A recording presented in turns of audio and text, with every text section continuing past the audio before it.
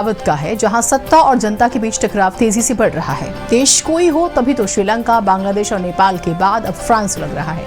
वैसे कारण भले ही अलग थे, लेकिन हमने अफगानिस्तान के बारे में बताया था, पाकिस्तान का तख्ता पलट भी आपने देखा था। खैर, आज हम फ्रांस की बात कर लेते हैं। यहाँ लाखों लोग सड़कों पर अपनी ही सरकार की नीतियों, बजट कटौती को लेकर आ गए। अच्छा, ये ध्यान रखिए कि फ्रांस का जो बजट है वो अक्सर प्रधानमंत्री की कुर्सी बदलवा देता है। कई जगहों पर आगजनी हुई, हालात इतने बिगड़े कि 80,000 पुलिसकर्मी तैनात करने पड़े। जब तक हम ये रिपोर्ट आपको दिखा रहे हैं, 200 से ज्यादा उपद्रवियों को गिरफ्तार किया गया।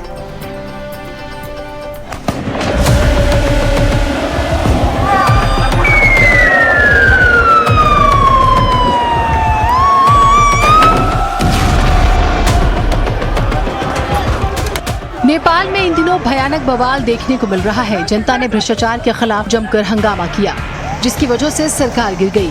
केपी शर्मा ओली को इस्तीफा देना पड़ा। नेपाल में हुए प्रदर्शन के बाद एक और देश में बवाल मचा हुआ है। इस देश का नाम है फ्रांस। फ्रांस इन दिनों सड़कों पर अराजकता और संसद में अस्थिरता दोनों से जूझ रहा है। बुधवार सुबह राजधानी पेरिस और कई बड़े शहरों में पुलिस और प्रदर्शनकारियों के बीच भीषण टकराव हुआ। ब्लॉक एवरीथिंग नाम से शुरू हुए इस अभियान ने पूरे देश में परिवहन व्यवस्था को अस्त व्यस्त कर दिया। नकाबपोश प्रदर्शनकारियों ने जगह जगह कचरे के डिब्बे और बैरिकेड्स लगाकर सड़कें जाम कर दी। बोर्दो और मार्शले जैसे शहरों में भीड़ ने चौराहों को घेर लिया। पुलिस पर फ्लेयर्स और बोतलें फेंकी गई, जबकि राजधानी के रेलवे हब गारे दू नॉर्थ स्टेशन पर भी प्रदर्शनकारियों ने धावा बोला।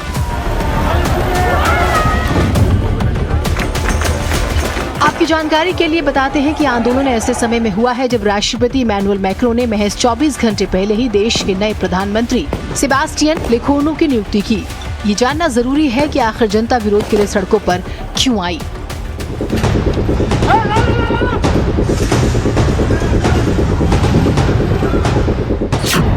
राष्ट्रपति इमैनुअल मैक्रों की नीतियां। जनता के एक बड़े वर्ग को लगता है कि मैक्रों की नीतियां आम लोगों के हितों के खिलाफ है और अमीर वर्ग को फायदा पहुंचाती है। बजट में कटौती। सरकार ने खर्चों में कटौती की, कल्याणकारी योजनाओं में कमी और आर्थिक सुधार लागू किए। इससे आम जनता, खासकर मध्यम वर्ग और श्रमिक वर्ग पर दबाव बढ़ा।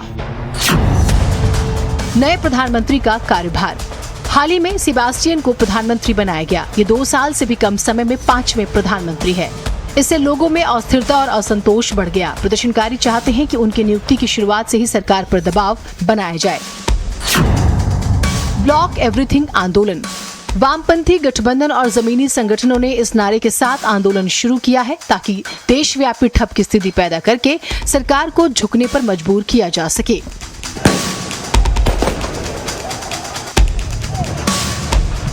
जो लोग फ्रांस की जनता और वहां की राजनीति को जानते हैं, वो ये जानते हैं कि फ्रांस की राजनीति में बजट हमेशा टकराव का बड़ा कारण रहा। हर साल इसके जरिए ये तय होता है कि सरकार किन क्षेत्रों पर खर्च बढ़ाएगी और कहां कटौती करेगी। यही सत्ता व विपक्ष के बीच खींचतान की जड़ बनता है। पिछले साल भी यही हुआ। प्रधानमंत्री मिशेल बार्नियर ने संसद में बजट पेश किया, लेकिन उस पर भारी विवाद खड़ा हो गया। वामपंथी दलों ने आरोप लगाया कि बजट गरीब और आम जनता के खिलाफ है, क्योंकि इसमें सामाजिक कल्याण योजनाओं में कटौती की गई। दूसरी तरफ दक्षिणपंथी दलों को शिकायत थी कि टैक्स और वित्तीय नीतियां उनके हितों पर चोट करती है। दिसंबर 2025 में हुए मतदान में सरकार अल्पमत में आ गई और प्रस्ताव पास हो गया। इसके साथ ही बार्नियर की सरकार गिर गई और राष्ट्रपति को नया प्रधानमंत्री चुनना पड़ा। वैसे जब तक हम ये रिपोर्ट तैयार कर रहे हैं, फ्रांस की सड़कों पर तनाव है। सरकार ने 80,000 पुलिसकर्मियों को तैनात किया हुआ है, जबकि 200 से ज्यादा उपद्रवी गिरफ्तार किए जा चुके हैं। ब्यूरो रिपोर्ट, भारत समाचार।